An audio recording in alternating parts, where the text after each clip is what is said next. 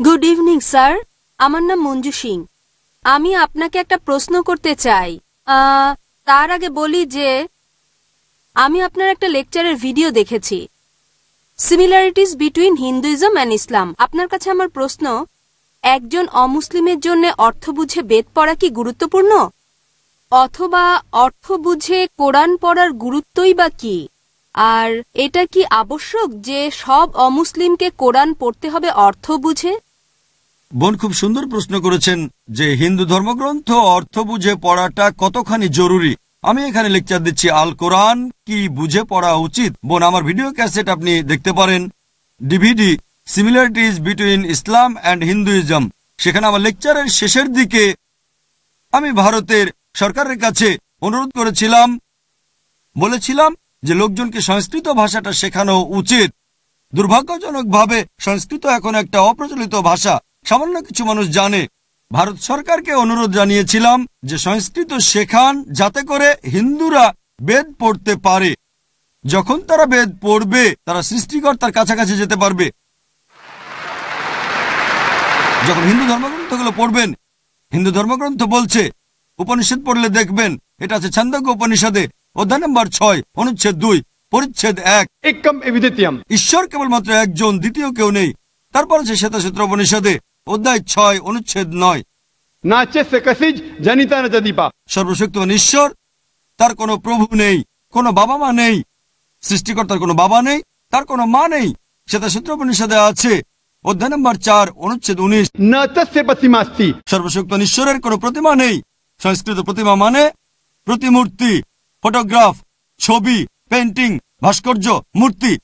শ্বেতাসূত্র উপনিষদ বলছে অধ্যায় নম্বর 4 অনুচ্ছেদ 19 বলা হয়েছে সর্বশক্তিমান ঈশ্বরের কোনো প্রতিমূর্তি নেই, তার কোনো ছবি নেই, কোনো পেন্টিং নেই, কোনো পোর্ট্রেট নেই, কোনো ভাস্কর্য নেই, কোনো মূর্তি নেই, কোনো প্রতিমা নেই।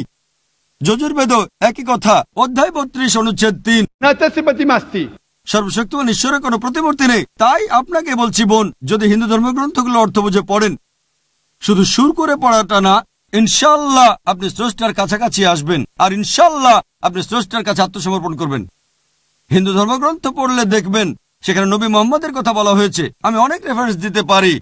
সেখানে সর্বশেষ ও চূড়ান্ত নবী মুহাম্মদ সাল্লাল্লাহু আলাইহি সাল্লাম সম্পর্কে ভবিষ্যৎবাণী করা হয়েছে। ভবিষ্য পুরাণে পড়লে দেখবেন পর্ব 3 খণ্ড 3 অধ্যায় 3 অনুচ্ছেদ 5 থেকে 8, এখানে মুহাম্মদ সাল্লাল্লাহু আলাইহি সাল্লাম সম্পর্কে বলছে। এটা আছে ভবিষ্য পুরাণ পর্ব 3 খণ্ড 3 অধ্যায় 3 অনুচ্ছেদ 10 থেকে 27, বলা হয়েছে মুহাম্মদ সাল্লাল্লাহু আলাইহি সাল্লাম আসবেন। এছাড়াও আছে অথর্ববেদে কুনটাব সুক্তা গ্রন্থ নাম্বার 20 অনুচ্ছেদ 127 পরিচ্ছেদ 1 থেকে 14।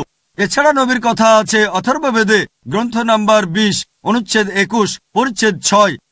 এভাবে আমি অনেক রেফারেন্স দিয়ে যেতে পারি যেখানে বলা হয়েছে মুহাম্মদ সাল্লাল্লাহু আলাইহি সাল্লাম সম্পর্কে। তাকে বলা হয়েছে আহমদ। আহমদ মানে যিনি প্রশংসা করেন। নবীর কথা অনেক জায়গায় আছে। যদি আপনি পড়েন উত্তর চিক মন্ত্র নাম্বার 1500, এখানে বলা হয়েছে আহম্মদ মুহাম্মদ সাল্লাল্লাহু আলাইহি সাল্লাম। তারপর দেখবেন ইন্দ্র অধ্যায় নাম্বার 2 অনুচ্ছেদ 152 আহমেদের কথা বলা হয়েছে। তারপর আছে যজুর্বেদ অধ্যায় নাম্বার 31 অনুচ্ছেদ 19 আহমেদের কথা বলা হয়েছে। এছাড়াও নবীকে বলা হয়েছে নরসংসা। নর মানে মানুষ, সংসা মানে প্রশংসনীয়।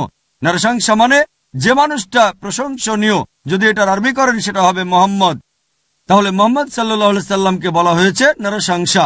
অনেক জায়গায় আছে ঋগ্বেদ গ্রন্থ নম্বর 1 অনুচ্ছেদ 13 পরিচ্ছেদ 3, ঋগ্বেদ গ্রন্থ নম্বর 1 অনুচ্ছেদ 18 পরিচ্ছেদ 9, ঋগ্বেদ গ্রন্থ 2 অনুচ্ছেদ 3 পরিচ্ছেদ 2, ঋগ্বেদ গ্রন্থ 7 অনুচ্ছেদ 2 পরিচ্ছেদ 2, যজুর্বেদ অধ্যায় 20 অনুচ্ছেদ 37, যজুর্বেদ অধ্যায় 20 অনুচ্ছেদ 57, যজুর্বেদ অধ্যায় 21 অনুচ্ছেদ 31, যজুর্বেদ অধ্যায় 28 অনুচ্ছেদ 19।